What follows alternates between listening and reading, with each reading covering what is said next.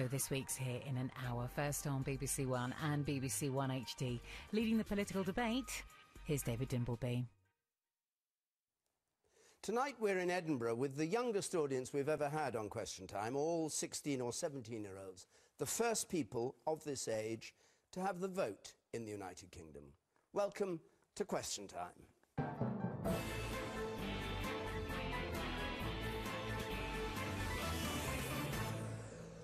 And on our panel tonight, the leader of the Scottish Conservatives, Ruth Davidson, Labour's deputy leader in Scotland, Anna Sarwar, the Respect MP, George Galloway, the SNP leader at Westminster, Angus Robertson, the broadcaster and columnist, Leslie Riddoch, and the leader of UKIP, Nigel Farage, back in Edinburgh for the first time since he was chased out by protesters.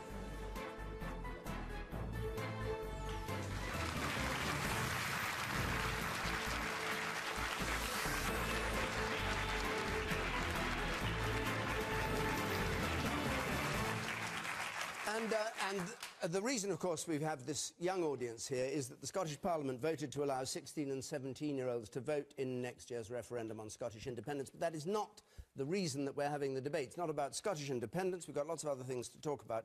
We just want to know what this section of society thinks about some of the issues that we face, as always, on Question Time. The first question comes from Kieran Fitzgerald, please.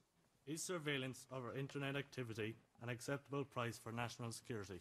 This is surveillance of our internet activity an acceptable price for national security in the light of the revelations that came from the United States this week?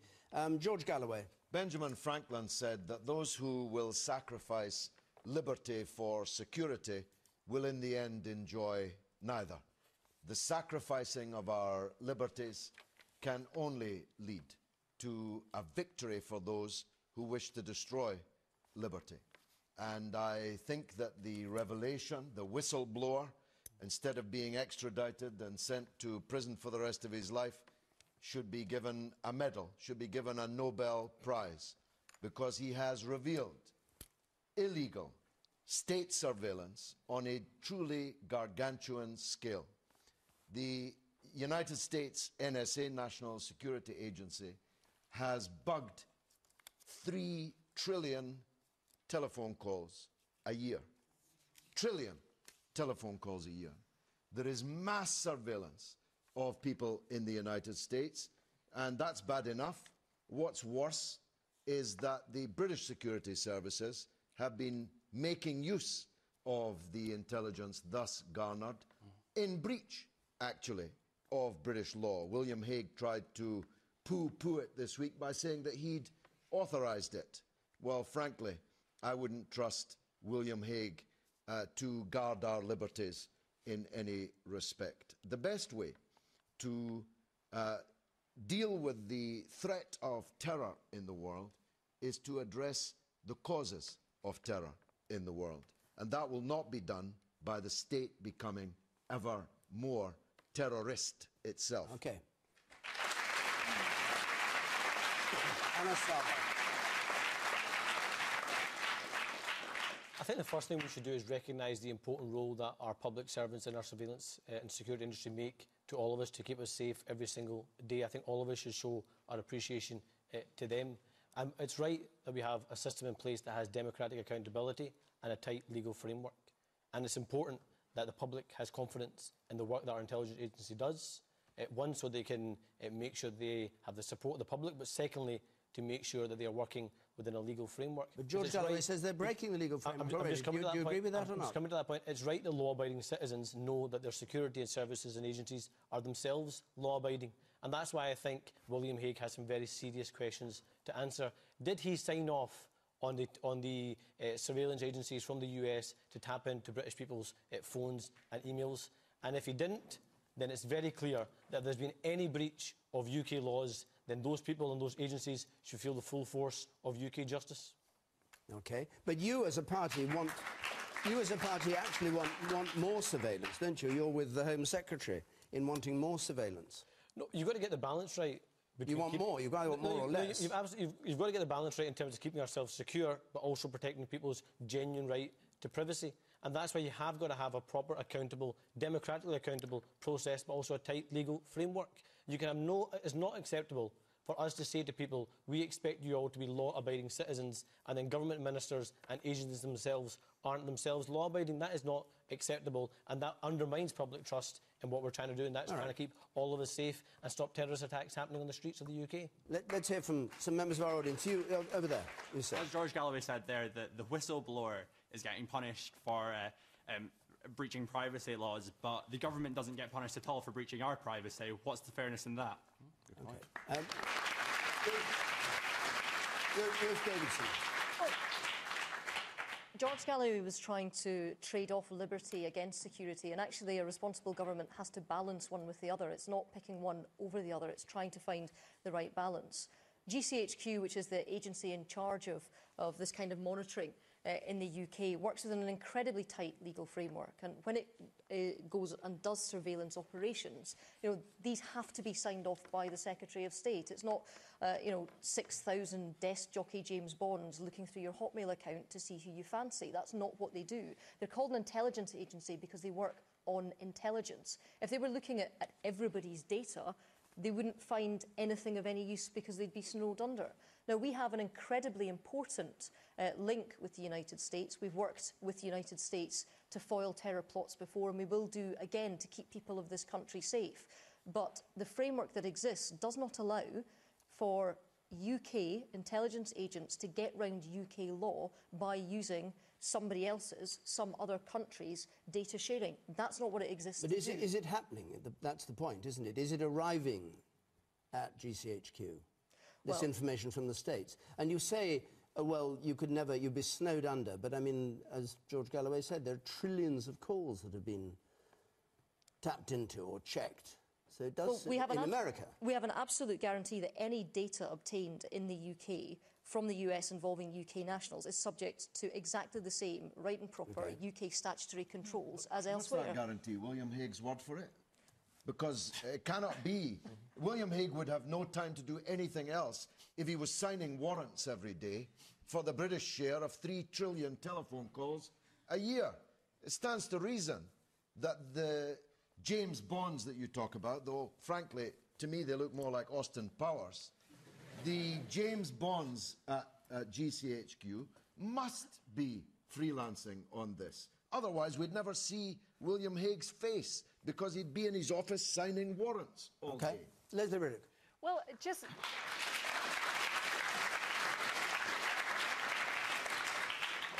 to get specific to what I understand Ed Snowden to have done, he wasn't actually whistleblowing, if you like, on the scale of phone call tapping, which we knew about.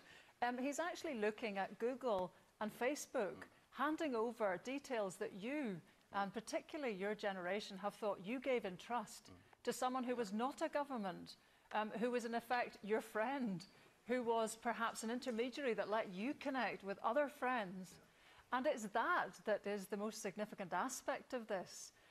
It's also significant that we can't be sure now that the rules or the outlook that we have in Britain is something that is being is at the heart of the way Google and Facebook are working, because they are an American jurisdiction. Just before we came on air, the US Supreme Court actually found against 2 companies that were trying to patent part of the DNA that we are built from. That's the degree to which American companies very often want to get in and patent and control what is actually belongs to all of us. In the light of that, do you accept what Mark Zuckerberg said, which is Facebook is never has been part of any programme to give the US or any other government direct access to our servers? Or do you think he's deceiving us? I think everybody can pick their words very carefully in this. As I understand it, Twitter were the only company that could say hand on heart they didn't cooperate with PRISM. But he said he hadn't even heard of PRISM before. Europe has, let's hear it for Europe. Europe has got a whistleblower charter that's been in effect since 1998 that would not prosecute Ed Snowden. So we need to stand up for different values here, and we need to extract, let's set up our own Google and Facebook. Let's think of an opportunity out of all of this. It's going to be a toughie, but we need to pull back our values from where they are at the moment, because they're not safe in those hands. The woman there in yellow. I agree that we need to find a balance between sort of surveillance and actually giving everyone their privacy, but it's actually trying to find that balance. How do we actually find that balance and not cross over into almost being like Big Brother? Yeah, where would you come from that? Are you on Facebook? Yes. Are you unnerved by what you've heard this week about the access that security people have to it? Yes. Upset by it? Yes, I feel that I've made my account private and that I should actually be allowed to keep that information private. And you here in the front, do you agree with her? Yeah, I do agree with what the speaker was saying, that obviously I believe national security is very important, but I think in this case it's been a case of behind our backs, little brother Great Britain bowing down to big brother United States. And I think it's time we stand up for our own rights and put our foot down and say, no, these are our laws, this is what our democracy has decided, and we shouldn't just be bowing down to the United States being all-powerful. Yeah. Angus Roberts.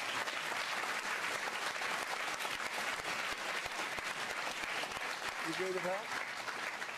I think what really, really worries me is it's not just about surveillance, it's about storage. So it is what you are chatting about with other people on Twitter, on Skype, on Facebook, on email traffic. It's much more than just phone calls or thinking somebody's suspicious, so let's start recording now. Let's push the record button now. It is recording billions and billions of your conversations. Now, I don't know about you, but I feel very, very uneasy. And it's not just about GCHQ. It's not just about the NSA in the United States of America. There are other places that what you are conversing with other people is being stored as well. So a big issue for me is about the storage of your information. And I agree with George on this point. The idea that we should just trust in William Hague because he said something in the House of Commons and, oh, everything's all right now. I'm really sorry, I don't think everything's right now. And I think this is going to be one of the coming big debates of the years ahead. You are the IT generation more than any other generation so far. You have grown up from the off, using IT in a way that us fuddy-duddies in the panel never have. And it's going to be even more important to you than it is to us, and we need to get that right. Well, how would you change that framework, Angus? Because you're saying that the framework that exists and the protections that are put in place, the idea that it has to be signed off by a Secretary of State isn't enough. So what do you suggest? Because I say as soon as you tell people that there is a whole area online which we will never look at, which the security services will never access, then that's exactly where people who want to do harm to our country will move their activities. But that's not the point I'm making. Everybody agrees, I think, everybody agrees that when there is a risk to society from extremists who are prepared to use violence, there should be appropriate measures in place to make sure that one can intercept telephones or other traffic. Nobody disagrees with that.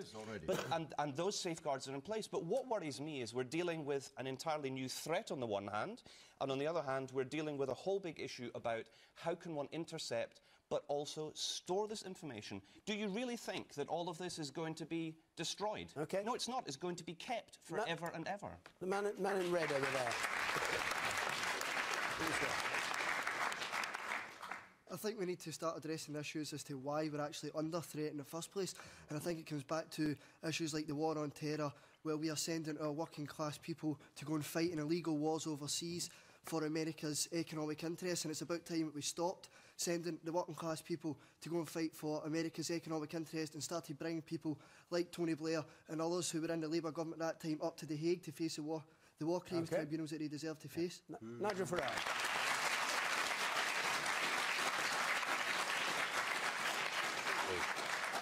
I think we have a slightly schizophrenic debate on this because we're all horrified this week by what we've heard, and yet just 2 or 3 weeks ago, in the wake of the Woolwich murders, a lot of people were screaming and shouting, saying, look, the security services knew who these guys were, why wasn't more done? So it is about, and several of the panel have said this, it is about balance. However, is what is happening or potentially happening here an acceptable price, was the question.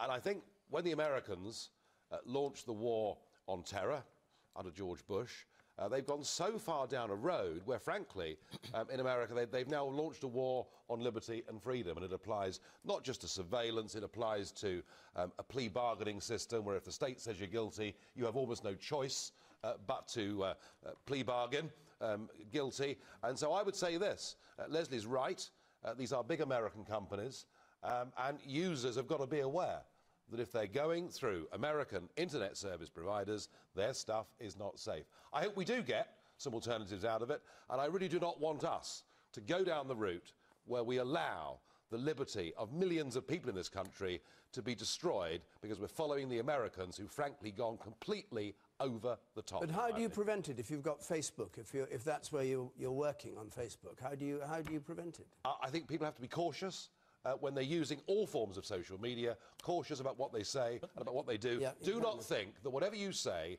on Facebook is private. It isn't. All right, in the blue shirt, yeah. David, you made the point that internet companies such as Google and Facebook have openly came out and said, wait a minute, we've actually never been approached by the National Security Agency, so this is all rubbish.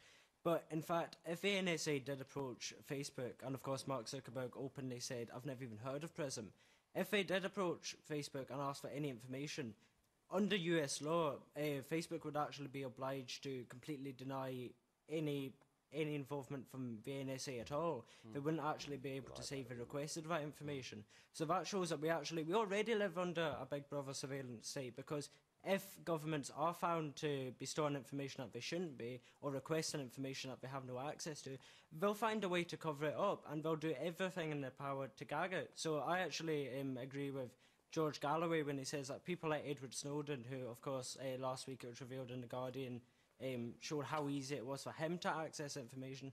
We should be giving people like him a medal instead of prosecuting them. Okay. I'll take one more point, and then we'll move on. The guy in the check shirt there on the gangway. Yeah, because we've talked about justice and what should be allowed. But I think we can all agree that internet surveillance can be used for good, and I think a way forward for this to improve the situation is for there to be an international law to mean that whenever internet surveillance is used, it's completely transparent with the cooperation of both governments and both intelligence agencies, so that we don't have this American citizens spying on British citizens, which is completely unjust, which is why it's wrong. Just before we leave this, just as a check, I mean, can you put your hands up if you are on social media, one sort or another, Facebook or whatever? Everybody, good. And then put your hands down again. How many of you are worried by what you've heard this week about... Right, about half of you. OK, we'll go on to another question. Just to say, though, before we do, you can join in tonight's debate from home, of course, by text or Twitter. Watch out. They'll be being watched. Our hashtag is BBCQT, and you can follow us at BBC Question Time, or you can text comments, of course, 83981. Press the red button to see what others are saying. Fiona Murray's question, please. Fiona Murray. What benefits would independence bring for young people in Scotland? Very straightforward question. What benefits would independence bring? Who'd like to start on this? Maybe you should, Angus. The advantages of an independence... But not at too great length. Well, because we've got 6 of us here. Very good. Although I notice on this panel we have 4 politicians from other political parties who are opposed and only 1 who's in favour, so it's not...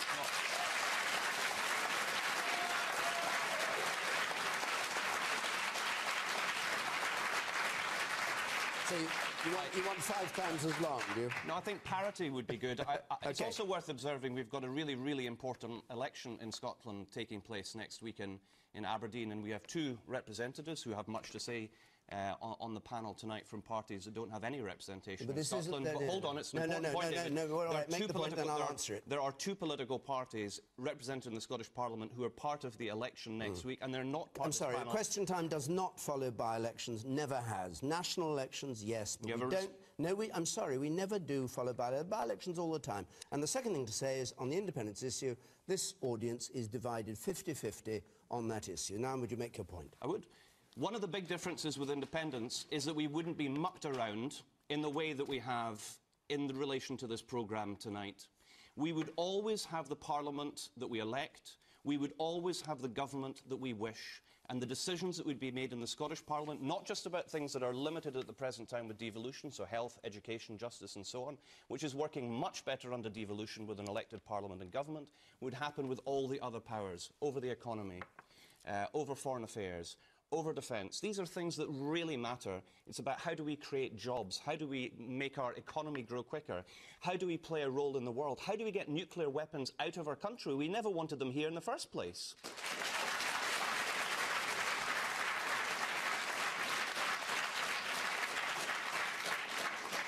So the difference is there for everybody, but especially for the young. And that's why I'm so proud that it's the SNP who proposed that 16 and 17-year-olds should have a vote in this important referendum. I made my first speech in the House of Commons about lowering the voting age to 16 and 17-year-olds. I think it's really important for our democracy that we get the young, the next generation, to be part of our democratic process. I'm proud the SNP's delivered it, and I'm sure when all the arguments have been had and people have made up their mind, you're going to be an important part of that yes vote that will make Scotland an independent, successful country. The woman on the right there, you. You say that we're getting mucked about right now, but do you not think the SNP are mucking us about right now? Because we're not even getting answers on, will we have free tuition? Will the UK Research Fund, how are you going to subsidise that? How are we going to know that our education is going to be as good as it is right now? Because the SNP's in government right now.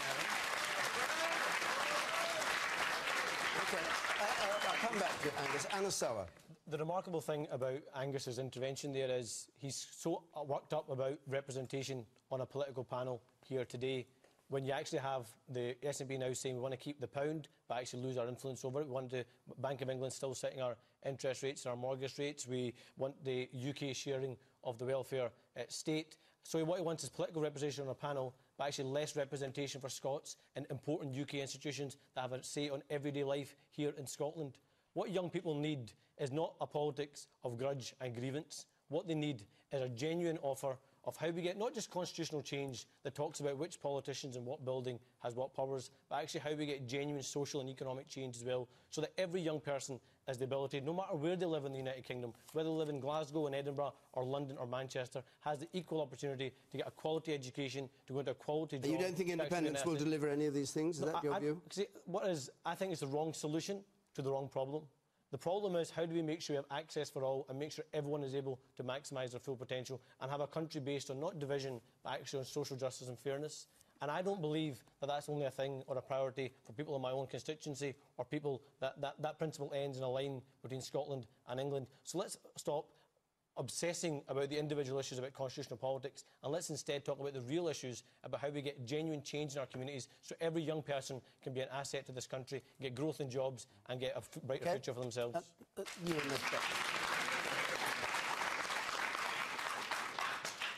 George said that it was his idea to introduce that 16 and 17-year-olds got the right to vote. But a year ago when I first turned 17, I wouldn't have known what to vote for, so I don't particularly think that giving it to younger people is the right option. Angus said that, yes. And the person over there in spectacles on the left, you, sir. Yes. Angus mentioned this idea of jobs, but how on earth can the SNP justify themselves on social justice when, with creating independence, we're going to lose thousands and thousands of jobs in this country? The thousands of jobs we're going to lose from companies moving down to England, the thousands of jobs we're going to lose in the defence contracts in this country. How on earth can you justify those unemployed people? OK, I'll come to the answer to this. Let's do it. Well, I've got a very clear idea of the kind of country I want to live in. And it's a country that doesn't use trident or nuclear weapons for its defence. It's a country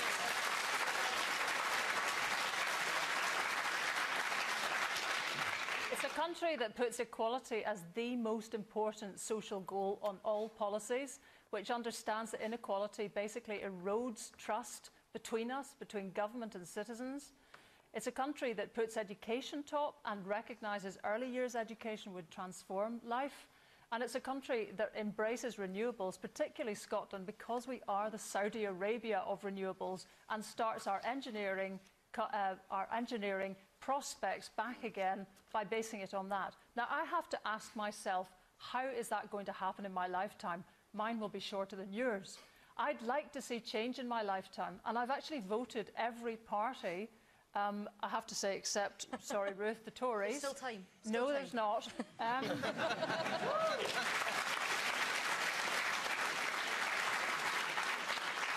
you have to make a judgment. And in next year, as things stand, I will vote yes.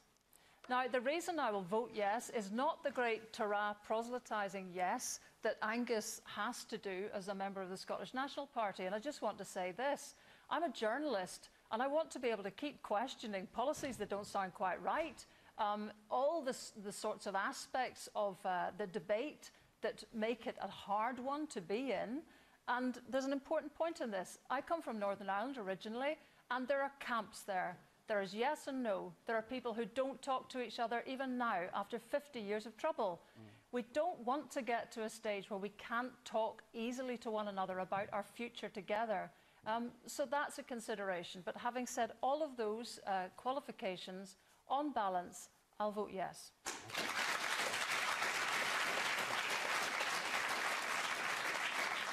OK. The man at the very back there, by the camera. You, sir, with the spectacles on. Yeah. I'd just like to say that I know that some of you say that if we become independent, we lose our influence in the Bank of England. But despite its name, it's not the Bank of England, it's the Bank of the UK. And Scotland currently has a 10% influence in the Bank of England, which we would maintain after independence if we kept the pound. So there's no guarantee we would lose that influence whatsoever. OK. George Galloway. Angus's rather churlish introductory remarks on behalf of the SNP are a pointer, are illuminating as to the kind of Scotland you, as 16 and 17-year-olds, would inherit. His belief that someone like me has no right to be on a BBC Question Time programme because I don't currently have an address in Scotland is rather typical of the narrow-minded and narrow outlook that informs his kind of politics. Similarly, when Nigel Farage was run out of Edinburgh, as David put it, just a few... well, I'm not sure whether you're applauding because you believe he should have been run out. I wasn't run out. No. I wasn't run out. I was locked in a pub. All right. I mean, that's what happened. Place you like to be. George Galloway. He wouldn't approve. Must have been hell, Nigel. Must have been hell. No, this is the point. When he was treated in the way that he was in Edinburgh, Alex Salmond had the opportunity to be statesmanlike, to deplore what had happened, to say that everyone was welcome in Scotland, everyone with an elected position, everyone with a following in the country had a right to speak and be heard. But he didn't. He backed the people that saw the leader of the UKIP, which I deplore as a party, as it happens, but he is an elected leader of a party with substantial support in these islands. Not in Scotland, Alex, George. that's not the point. It is the point. There you go, Leslie. George, do I have to shout louder to you to ask a question? Do you know what these party, do you know the percentage vote they got at the last election That's not the point. It's not no, just it's people. never the point. It's not just people with a percentage of the vote that have got the right to speak. All of us have got the right to speak. Unless the kind of Scotland you have in mind, unless the kind of Scotland you have in mind is where Angus Robertson will decide who appears on the BBC Question Time rather than David Dimbleby. I don't want to be in that kind of Scotland. I don't want to be in the kind of country where politicians sit with a slide rule and say, you can be on, but you can't because you no longer live here. You can't because you only got X number of votes. What I'm saying to you is, what happened to Farage looked ugly in the rest of the country and the rest of the world. And the SNP, I fear, will take you down a road where grudge is everything. All right. Where grudge and trouble...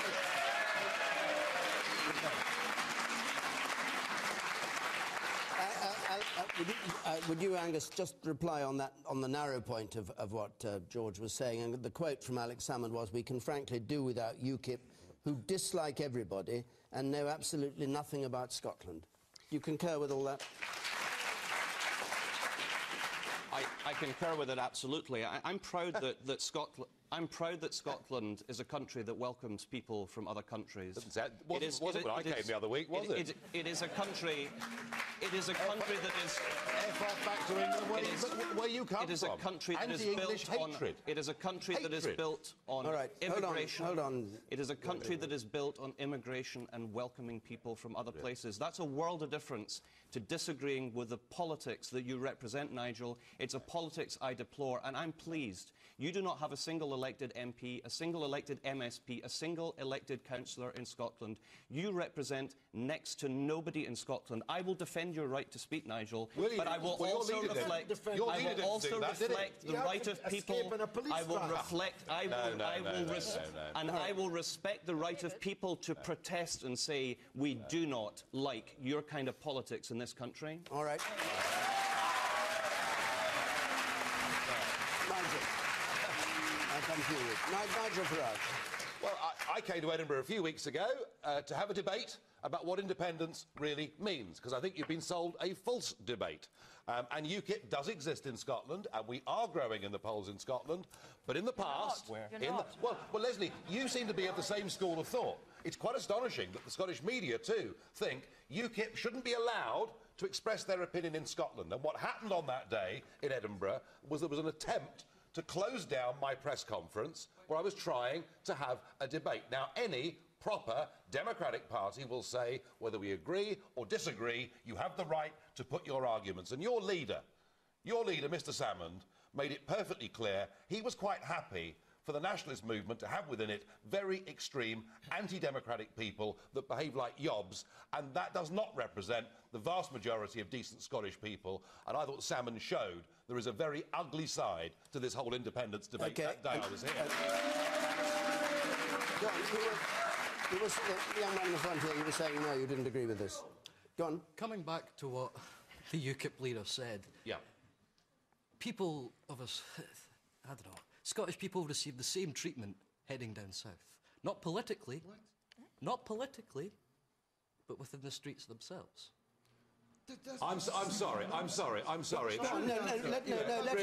Let him make... No, just enlarge on the point. What you're actually saying. Well, think about it. You were seen out by these yobs. Yet England is seen as a country that defends itself, correct? England, the glorious England. But when we come down south... But when we come down south, we are treated with the same disrespect that you were. Now, I'm not saying... OK. No, hold on. You two have both had a go. Ruth Davidson. I mean, I think we've slightly got away from what this question was supposed to be about. Remind us what it was. What benefits would independence bring to young people? What can young people look for in this independence debate? Right. And actually all we've had is 3 alpha males on this panel shouting about petty niggles, and I believe everyone should have a voice. But I also believe that people who ask legitimate questions should have those legitimate questions answered, and they shouldn't be told when they are asking legitimate questions, Angus. This takes us away from Nigel and UKIP, but into all areas of policy, that just because you're asking a question, you're doing Scotland down. Because people deserve answers in the debate on independence. They deserve to make an informed choice. So I believe that young people growing up in Scotland have a great deal of opportunity because we're part of the United Kingdom, because we are part of the biggest trading bloc that we have. We trade more in Scotland with the rest of the UK than we do with the rest of the world combined. 1 in 5 jobs in private sector employment in Scotland is in a company that's headquartered in England, Wales or Northern Ireland. I think that we all benefit from having the sort of research network that the original questioner asked about amongst our universities. I think that we benefit in Scotland from being part of a United Kingdom that sits at the top table, whether that's at the UN, whether that's at the IMF, whether that's in the EU, whether that's in the G8 group of developed nations of this world. You know, I think we gain an awful lot, whether it's even something as small, whether it's something as small to some people as... If you want to throw wars into the mix, Angus, let's talk about Kosovo, where I'm entirely proud that I was over there as a junior reporter. I saw what our forces did over there. Just a few hundred miles from our shores, in Europe, we stopped, or helped stop, ethnic cleansing and genocide. We did that. Scottish soldiers did that. I was there watching the Black Watch do that. Sorry, what's that got to do with the issue of independence? Tail to tail. Well, Angus was saying that we are not a force for good in this world. I believe that the United Kingdom is a force for good in this world, and that we have demonstrated that with the work that our armed forces do overseas. All right. Look, I tell you what I'm going to do now, because I said at the beginning of this question that you're divided 50-50. Those who are going to vote yes, those who are inclined to vote no. And I don't want just to pick haphazardly. So I'd like, first of all, just to ask people who are going to vote yes. People are going to vote no, put your hands down. People are going to vote yes, and let's just hear your view. The person right up there at the back. Just take 3 or 4 points from here and let the panel respond if they want to, and then we'll do the opposite. Yes? We're talking about the benefits of independence to young people. I don't feel that young people within the UK are seeing many benefits as being a member of the UK. because currently the child poverty rate is so high. I don't believe that that's helping us at all, being a member Okay, state. and you, sir, over there? Yes. Well, I mean, something came out that this is the first generation of kids in the UK, or young people in the UK, that are going to grow up poorer than their parents since the early 1950s. And also, since the early 1950s, if you take back the result of every single general election in the UK and take the statistics out of it, you will see that the Scottish vote made absolutely no difference. So we're not... Representation doesn't come into it, and values don't come into it either, because it wouldn't have made a difference in the first place. Okay. And you in the middle there. I believe if we become independent, then we'll be one step closer to finding aliens. What? All right, and you in the front here. A list of them. Go on. Did you say what I think you said? Yes. Good. Okay. In a list of the most peaceful countries in the world, Ireland scored in the top 10 and UK didn't score anywhere near the top 10. And I think in an independent Scotland, without Trident and everything like that, we'll be able to become one of the more peaceful countries in the world. Well, that may be true, but remember, this independence debate is being had. The SNP are saying, vote yes for independence, for a legal separation from the United Kingdom, and then let's join the European Union, which of course is developing its own foreign policy, developing its own military, and the most remarkable thing, getting back to the original question, is actually there'll be no benefits for young people, middle-aged people or old people, because what you're being asked to vote on is not independence, you're swapping your masters from Westminster to Brussels, and that's the debate that needs to be had in Scotland. The SNP are not offering independence. Angus Robinson. So I think there's a couple of things that are important to understand in the context of the independence debate, especially for people who are not in Scotland. It's not just the SNP that's in favour of independence. There are people in other parties who are in favour of independence. So there are people who are left of centre, there are people who are right of centre, there are people who are young, there are people who are old. This is not just a proposal from one political party, point one. Point two, this is about changing Scotland and Scottish democracy. At the present time, we are governed by the leading party, the Conservative Party, that has one MP. Can you imagine a normal democracy where you have governments elected with so little representation? That is not democracy. And to go back to Nigel's point, if Scotland is sovereign, our Parliament is able to make all the decisions, it can make decisions to share sovereignty. And I'm in favour of sharing sovereignty. I'm in favour of sharing sovereignty and working with other countries. The reality of the 21st century is we need to work together with other countries. But what is critical is that once Parliament is able to make all the decisions that will make the economy grow, that will make our society more just and will allow us to play a direct role in the world. And that's what I'm sure when everybody's had, and we've got time to discuss this, there's a little bit less than 500 days, I'm confident that people will vote for it. Why? Because 100 years ago, there really weren't that many independent states in the world and members of the United Nations. Now, there's over 200, and there is nobody going back and saying, I want to be run from the masters or the form of governance we had in the past. Independence is the normal state for nations. It gives the best opportunity to everybody, young and old, and that's why I think we'll vote for it. It's not about being masters. No, David, I have to get in here.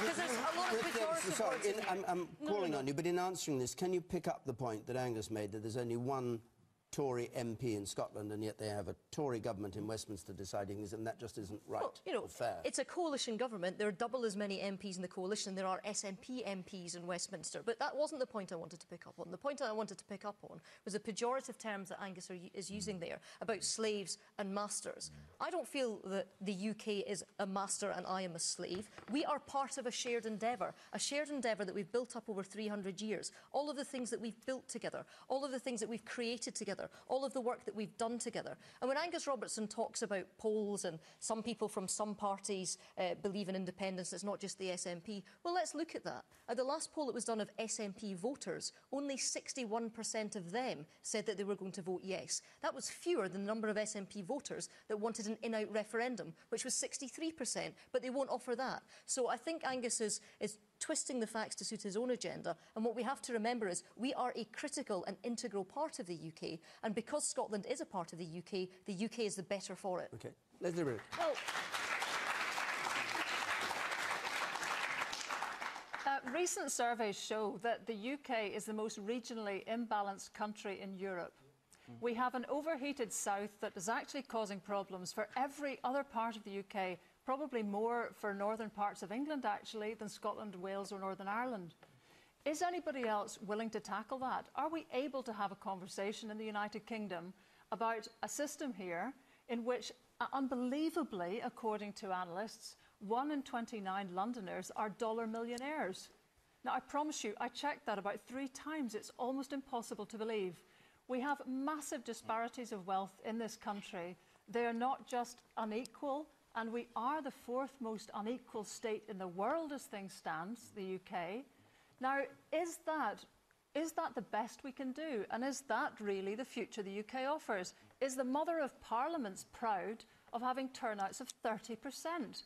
You know, we're the laughingstock, practically, of Europe with these low turnouts, upon which massive decisions are made by a centralised state in London, which is passing laws and policies that suit that particular corner of the UK at the expense of everyone else. Now, if the rest of the UK was up for it, and in 2004, the northeast of England, the Geordies, had the chance to vote, 77% of them said no. So I started life, good grief, as a Liberal. Now, I believed in a federal Britain. Is it ever going to happen? It evidently isn't. So you have to get to a stage where you think, what's likely to happen in my lifetime? And having a proper, reasoned conversation about changing the whole of Britain is not possible when we are the Scots, we are the tail wagging the dog. The dog is not interested in the vision we have for the future, and I think that's why many people will finally come to a decision that they have to do something a bit more radical to get that. Leslie Riddick, thank you. Now, we don't want to stay on this for the rest of the programme, but we'll now switch, please. And I'd just like comments on what Leslie and Angus have said from people who say they will vote no when the time comes next year. You over there with the pink shirt on and the blue jacket. Yeah, well, I think it'll just be lots of uncertainty, and I don't think that's what Scotland needs at the moment. I think it needs stability, and I think it needs construction. I mean, this is going to lead us down a path where we don't have anything to go. I mean, I think if we have a Labour government in 2015, then a lot could change, and a lot more could happen. OK, and you in the front here. I would say I'd vote no at the moment, but I'm actually quite on the fence. And I think at the moment the independence debate has ended up being quite ugly in that we've got people very much for it and spouting all the good things, and then people very much against it. And I don't think we're hearing much balance in terms of this is what would happen to the economy, these are the benefits for young people, and these are the drawbacks. And I think there needs to be a lot more clarity. Anna Stella? Absolutely. I absolutely agree with that last point. What we need is a politics and a debate based on fact and not on myth and assertion. And sadly, that's what we've got from the SNP so far. It's that case of saying, actually, all the things you like will stay the exact same, and all the things you don't like just won't happen anymore. It's saying to people that are in big business, actually we'll cut corporation tax, and at the same time saying to trade unions and to the third sector, we'll have record levels of public services. I'm sorry, that's just not being straight with the people of Scotland. You can't have Scandinavian levels of public services and the tax system of Monaco. It's not credible, it's not good arithmetic, and it's certainly not a good illusion. The SNP are being seen right through that. But I want to make a wider point about the politics that you see on the panel today. You've got one political party that wants to divide by people's origin and within communities. You've got another political party that wants to divide our country by those that are in work and those that are out of work, by those that they say are skivers and those that they say are strivers. And you've got one political party that wants to divide based upon where you live in the United Kingdom.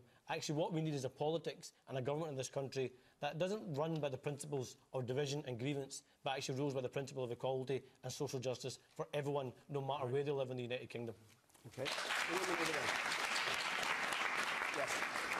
Hi, This is actually to the SNP, and it's in terms of education in an independent Scotland. Surely the SNP can be accused of using sort of tactics that now 16 and 17-year-olds are allowed to vote. It's the exact point the SNP have decided to introduce in the new hire. It's compulsory to answer a question on Scottish literature for higher English. Surely this is actually tactical by the SNP, and it's therefore just like providing nationalism to 16 and 17-year-olds to hope to trick us into voting, rather than presenting a case as to why independence is actually good. Well, it would be tremendously patronising for any politician or any political party to suggest that because you learn the literature or the history of your own country, you're going to vote in any way. You're going to make up your own mind, and that's quite right.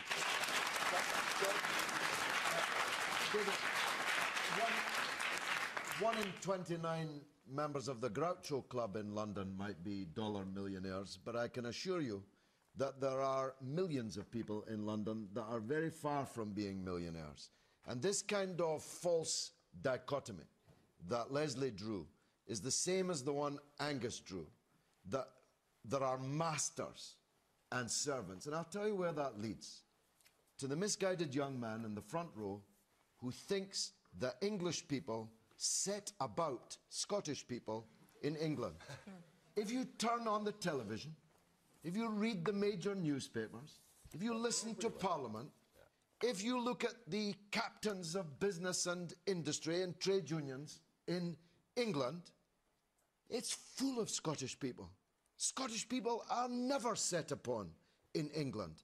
But the fact that that young man, a fine young man, thought that, thinks that, is a direct result of this kind of talk, that in London they're all dollar millionaires. England is our master, and we are England's servant. There are no English tanks in Scotland. Scottish people could have voted to be a separate country at any time in the last 90 years of universal suffrage. They decided not to on every occasion. I pray that they'll do so again when the referendum comes.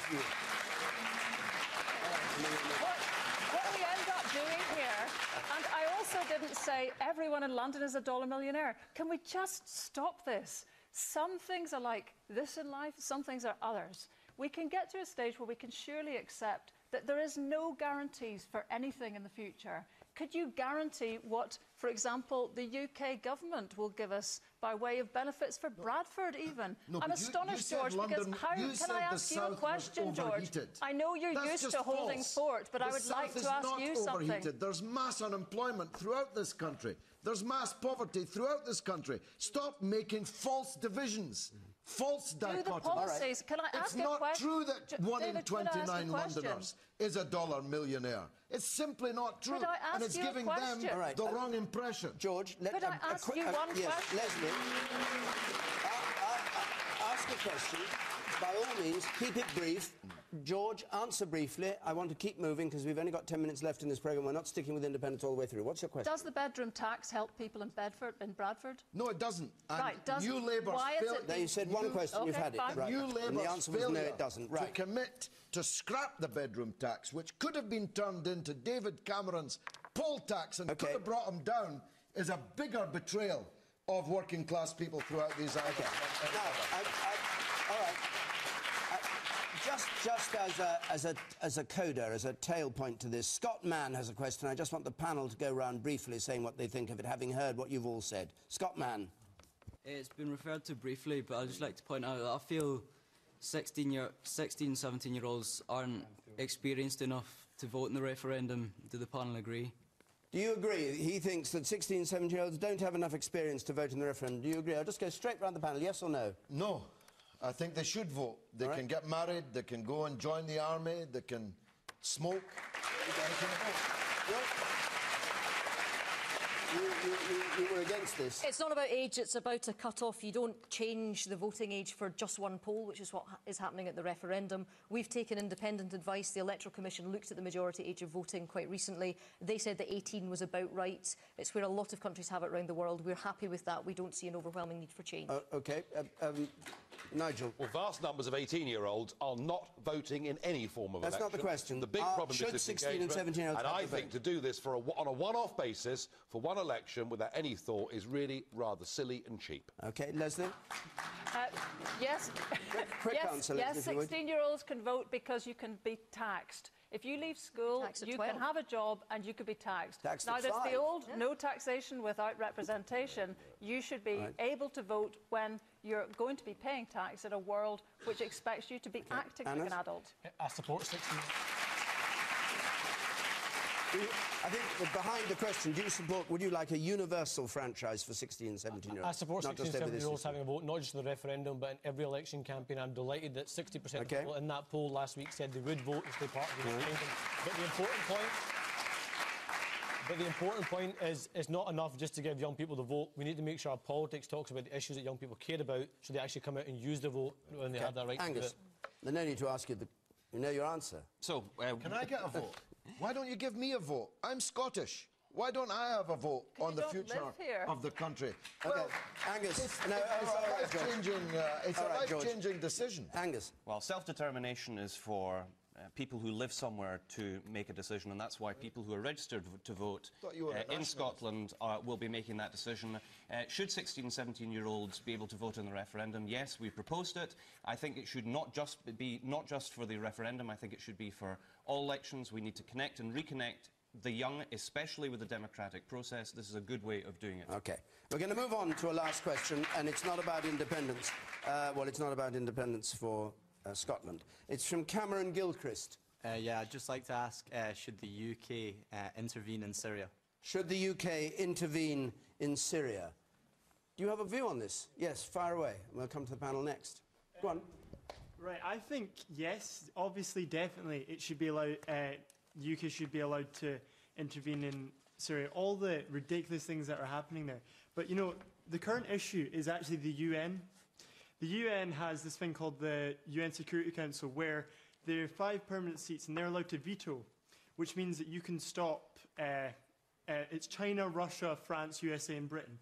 And then you have like other countries. So that's like say, and if you can veto, that means no matter what, if 9 out of 10 voted yes, then it just doesn't happen. But to go to the point, you'd like to see this United Kingdom intervening now in Syria. Anna Sower. What we have is, let's be clear about who the blame lies with. It lies with President Assad. You have almost 100,000 people killed since the uprising began. You've got 1.6 million refugees, half of whom are children, and you've got 4.6 million people in need of urgent humanitarian assistance. This is a time for an urgent international response, not to get weapons to people so they can kill each other more, but actually to get a peaceful resolution that gets people round the table and has a political and diplomatic solution. On the point about arming the rebels, let's be clear, let's learn the lessons from history. Arming the rebels may have the negative effect of actually escalating the violence, prolonging a civil war, and actually having a Cold War by proxy between the UK and others and with Russia. I don't think that's positive. I don't think that's a good thing. Let's learn the lessons from Iraq. Let's learn the lessons from Afghanistan, and actually let's have a solution that brings about meaningful dialogue and actually, crucially, supports peace and not violence, because violence solves nothing. Nigel Farage. Well, going to war and intervening in war is the biggest decision a government can make. And yet, from the time of Blair onwards, we seem to, with glee, go to war or intervene in wars without ever thinking through who is it we're actually supporting? What is the long-term consequence of our action going to be? It is perfectly clear that within the rebel groups in Syria, there is some very strong linkage with Al-Qaeda. Do you know, we could load these guys up with guns and rockets that one day might actually be used against British soldiers. We don't know what we're doing. Our history of intervening in wars in the Middle East over the course of the last decade shows we have not made anything better without a clear objective, without understanding who the rebels are. We shouldn't even consider getting involved, in my opinion. Okay. Ruth Davidson. There are 2 immediate priorities. The first is to deal with the people who are being affected by this. That's the families of the 93,000 dead. That's the 1.5 million the UN say are already refugees, which will rise to 3.5 million by the end of the year. That's more than the entire population of Wales will be displaced. And the UK government's put over £170 million worth of aid to help these people who are being directly affected. And the second priority is to find some way of a negotiated settlement, a peace and a transition government. And the verb intervene, what does that mean to you? Well, we have to make sure that we can get Assad round the table at this Geneva conference that is being planned over the next few weeks. And He's we need to waiting for the opposition to arrive. Well, no, he's already at the table. George, you know, far be it from me to see you stand up and defend another dictator in that part of the world, but the idea that Assad is coming to that table willing to have a negotiated peace with people and to form a transition government and take himself out of the post of president is an absolute nonsense. This kind of speak your weight machine brief that you've been given from William Hague's Foreign Office just won't do. The Syrian regime has been at the negotiating table from the beginning, following the Kofi Annan plan, the UN special envoy, to have exactly the democratic transition that you're talking about. It's the fact that you're already intervening, giving guns and money to Al-Qaeda, who cut people's chests open and eat their hearts on video and post it on YouTube. If that murderer in Woolwich had gone to Damascus instead, William Hague would have given him money, because we are backing these kind of extremist Al-Qaeda maniacs in Syria. You're already intervening. The intervention we need is to force our clients in the Syrian opposition to go under US and Russian chairmanship to Geneva and make them sit around the table until they've got an agreement that will be a political transition to democracy in Syria. Angus Ross. How's that? Angus Ross. So, we're being exhorted quite rightly to learn the lessons from history, and it's not that long ago that we armed the Taliban because we thought it was a tremendously good thing that they should fight the Soviet Union. And then a number of decades later, those very same people are killing service people from the UK and elsewhere. And we haven't learned the lesson of history in Afghanistan, and I fear we are not going to learn the lesson of history in relation to Syria. Should we intervene, we certainly should not do that by arming one side. Do we actually understand that Russia is arming the Assad regime to the teeth? Do we think that selling arms to one side of the conflict, which will then be answered by the Russians providing more weapons on the other side, will bring peace? That is the road to disaster. And the young man quite rightly brought up the United Nations, but it's hardly even been reported so far. The United Nations is now finding it unable to provide peacekeepers for the border between Israel and Syria. So the danger is not just the nearly 100,000 people who've died in Syria, it's the potential for a conflict right across that region. And we should not be helping a disaster like that. Leslie Riddick, briefly, if you would, could we yes, well, because I think in a sense there's a lot of agreement here. I mean, if you remember those pictures that came in, that have been coming in for years now, and the sense of impotence you have when you watch children, and children have been the biggest casualties. The report that came out today that said 93,000 people have been killed, disproportionately children have died in Syria. Now, watching that, as we have done, without feeling any way that we can manage to effect some fairness and some relief for those people, or encourage any kind of hope that there would be a resolution there, has been a horrible thing to sit through, to not be able to effect this. But now we're at a stage where some of the rebel groups are a dangerous set of groups to arm. So I think we have to get to a stage, and I see there's been a bit of backtracking now from the Conservatives. We have to get to a stage where we get some peace talks on the go. And that may sound like kind of pious hopes, but despite what we've seen, it's the best hope, and we have to go for it. We've got 25 people with their hands up, and I'm not going to be able to call on any of you. I'm very sorry. Thank you all very much for the part you've played so far, but our time's up. I can't do anything about that. I'd like to go on much longer. But I can't. So I have to announce next week, when Question Time is going to be in London, and we have the Mayor of London, Boris Johnson, on the panel, the comedian Russell Brand, you're welcome to come, the Daily Mail columnist Melanie Phillips, Tessa Jowell for Labour, and Ed Davey for the Liberal Democrats. The week after that, we're going to be in Newcastle, and if you want to come either to London or Newcastle, the usual rules apply to our website. The address is on the screen there. Call 0330 123 99 88. If you're listening on 5 Live, you can call in and continue the debate now on Question Time Extra Time, so I hope you can do that. Meantime, from here, just to thank our panel and all of you who came to take part in this special edition, very special edition of Question Time. From Edinburgh until next Thursday. Good night.